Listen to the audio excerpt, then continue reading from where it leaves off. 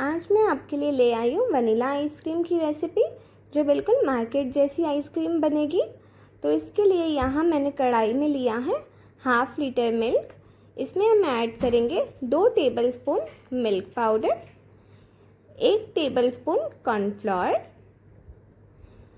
1½ medium spoon GMS powder, ½ teaspoon CMC powder, 5 spoon sugar. Sugar की quantity आप अपने हिसाब से घटा बढ़ा सकते हैं। ये हम बिल्कुल ठंडे दूध में ही ऐड कर रहे हैं। गैस मैंने अभी तक ऑन नहीं किया है। इसे अच्छे से मिक्स करने के बाद अब हम इसका गैस ऑन कर लेते हैं। गैस ऑन करते ही हमें इसे स्टर करते रहना है। इसे हमें 5 मिनट्स तक लो फ्लेम पे पकाना है। इसके बाद हम इसे कंटेनर में डाल देंगे ठंडा होने के बाद। अब हम इसे कंटेनर में डाल के फ्रिज में रख देंगे 2-3 घंटे के लिए। 2-3 घंटे के बाद हम फ्रिज से निकाल लेंगे और ये इस तरह से जमी है कुछ। यहाँ 2 घंटे ही हुए हैं तो ये अच्छे से जमी भी नहीं है।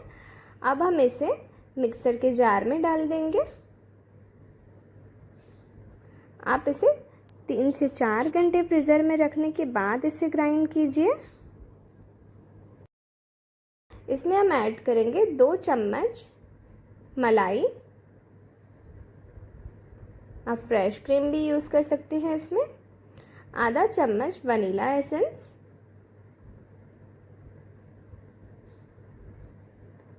अब हम मिक्सर को 4 से 5 मिनट तक चलाएंगे और उसके बाद ये हमें कुछ इस तरह से मिलेगा। ये काफ़ी फूल जाता है। ये देखिए कंटेनर बिल्कुल ऊपर तक भर गया।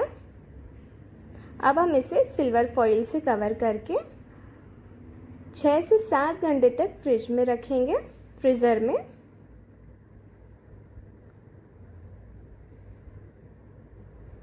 ये अच्छे से हमें इसे कवर कर देना है। ओवरनाइट भी आप इसे छोड़ सकते हैं। ये 6 से 7 घंटे के बाद हम देखेंगे इसे। ये अच्छे से जम चुकी है। ये देखिए बहुत अच्छे से जम गई है। अगर आपके इसमें आइस क्रिस्टल्स आ रहे हैं तो आप उसे एक बार फिर से मिक्सर में डाल के पीसिए, फिर उसको जमाने के लिए छोड़ दीजिए फ्रिज में। ये बिल्कुल क्रीमी, बहुत ही बढ़िया सी आइसक्रीम रेडी हो जाएगी इसकी। ये देखिए बिल्कुल मार्केट जैसी आइसक्रीम रेडी हुई है, एकदम सॉफ्ट एंड स्मूथ। इसमें हम कुछ चोको चिप्स ऊपर से डाल के और सर्व करेंगे।